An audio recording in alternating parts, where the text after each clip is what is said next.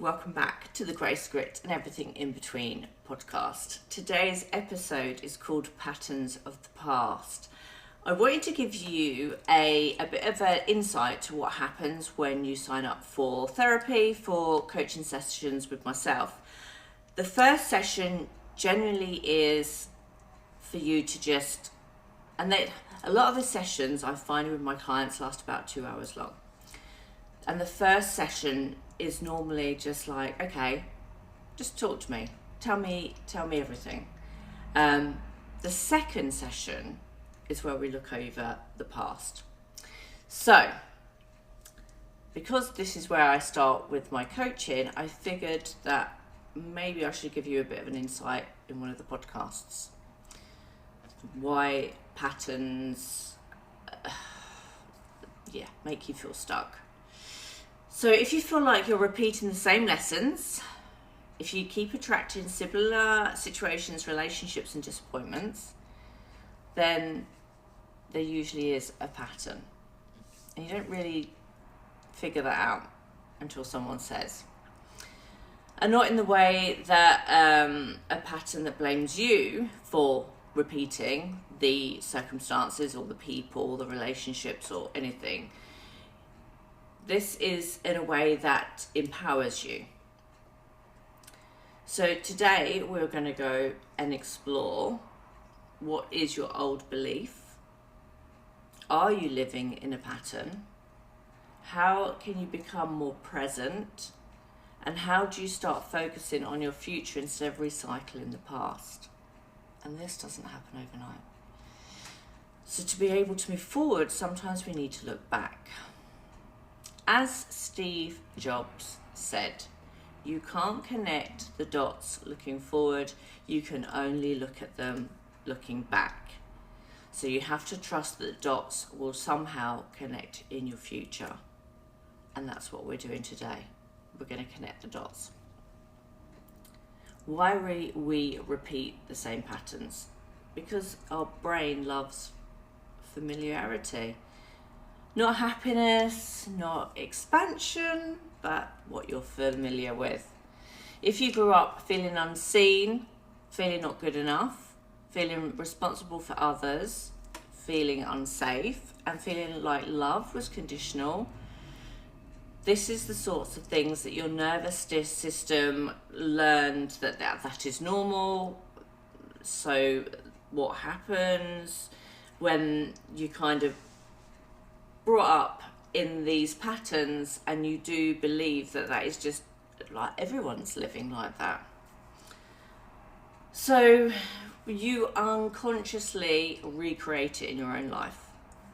Not because you want the pain or you want what you've experienced as a child, but because your brain says, I recognize this and I know how I can survive this. And that's how your patterns form. For example, if you grew up needing to learn to earn love, you may now overgive in relationships, overwork in your career, struggle to rest and feel guilty for saying no. If you experience instability, you may fear commitment, self-sabotage, calm relationships, and create drama unconsciously. Patterns aren't personality flaws, they're unresolved survival strategies, and I have all of those. Been there, done that, got the t-shirt. So let's look back at the dots. Now I want you to think over the last 10 to 20 years. Not in a dramatic way, just naturally. What have you repeated in the same relationships? Have you stayed in jobs that drained you? Have you avoided opportunities? Have you shrunk your voice? And have you self-sabotaged when things were going well? Are you allowing the same things to hold you back? Because this is where your awareness kind of begins to click. Because if you can see the pattern, you can interrupt it. But if you don't look, you keep living it. So I do have a worksheet. It's very basic. You could probably do it on a piece of paper. And I can add that to the group, the Facebook group. So set a 15-minute timer, not 30, not an hour. 15 minutes is, if you give yourself too long, you'll overthink it and you probably won't do anything. 15 minutes, write down every significant event that pops into your mind over the last 20 years. If you need to go back further, like 30, 40 years, no analysing, no storytelling, no judging, just bullet points. So, for example, had a breakup in 2012, redundancy 2016, tried starting a business 2018, friendship ended 2019, had a health scare, moving house, had children, burnt out, got a promotion, was cheated on, started therapy, had a divorce, took a risk and declined an opportunity. Just kind of think back. 15 minutes, that's it. Just write, when the timer ends, stop, and then put it to a side. Like, just put it over there, move on. This is important because we're separating awareness from nomination.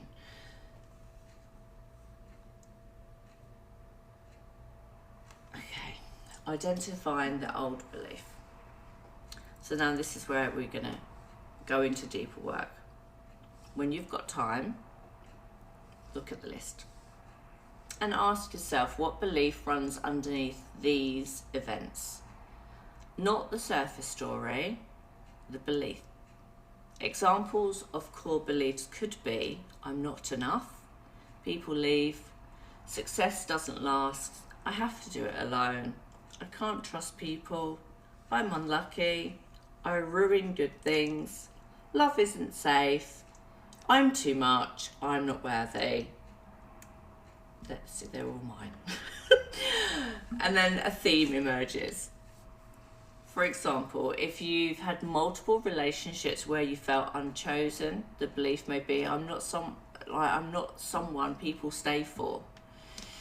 If you left jobs just as they were progressing, the belief may be, I don't deserve stability.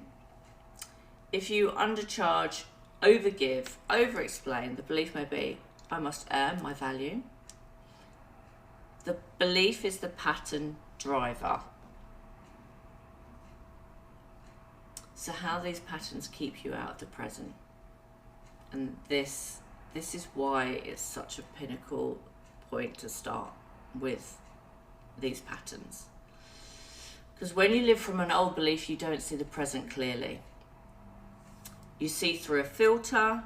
If your belief is people leave, you might overreact to minor distance, assume rejection, and sabotage before being abandoned.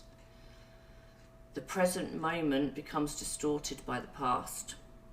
And that's why healing isn't about erasing history, it's about updating the belief system.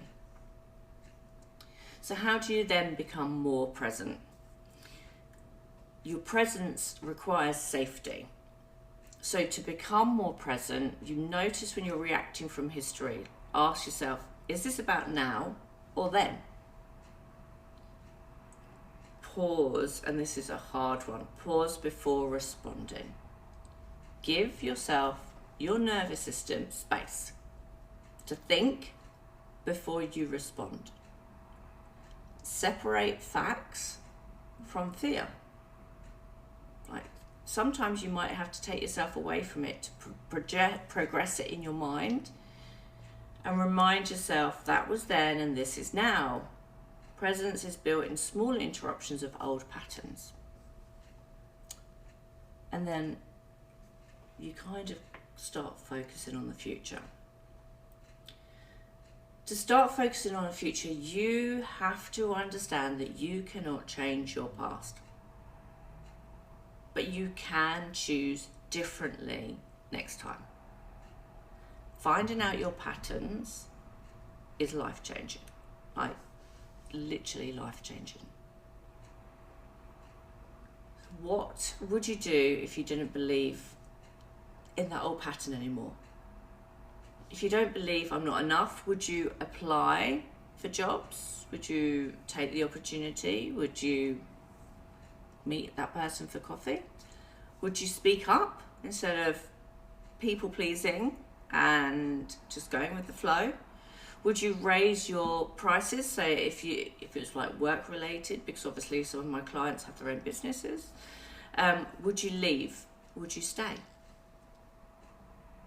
You know, a lot of this work is around relationships that you currently have and what you've settled for, what you have allowed, and what you allow continues. What you don't change, you choose.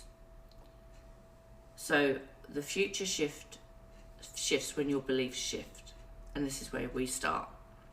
Not by forcing change, but noticing patterns.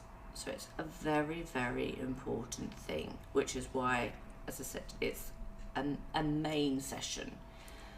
Because, and this doesn't, you know, there is no time when I go through someone's list with them, there is no, right, you've got to be out in an hour. It takes as long as it takes. So you can't connect the dots looking forward, only backwards. But once you connect them, you don't have to relive them. So today is about awareness, not shame, not blame, just being aware. Because that awareness gives you power. You get your power back. And patterns only control you when they are subconscious. So, another little experiment that you can do to look into it a little bit more is obviously the 15-minute brain dump. You can look back and you identify what situations repeat, what emotions repeat, what type of people repeat, and what endings repeat.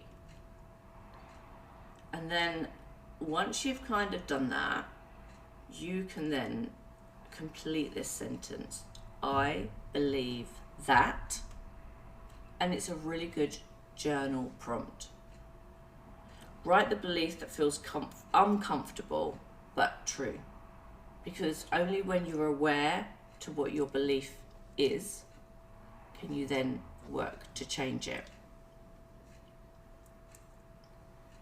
So when does the belief show up today? How does it influence my reactions? What does it make sense me assume? And then try and kind of go into, if I no longer believe this, I would. And think of 3 things. If you no longer believed that you were going to fail at everything, that no one really cares what you do,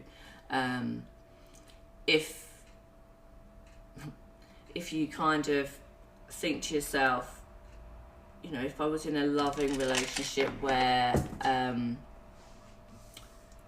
I wasn't felt uncomfortable, or that I have no control, or I've changed, or I've shrunk, my personality's just shrunk because I can't be who I want to be, like the person I was at the beginning. I can't be that because there's been so many conditions put on the relationship. So if you no longer believe that, what would you do? And there we go, that's your work for this week.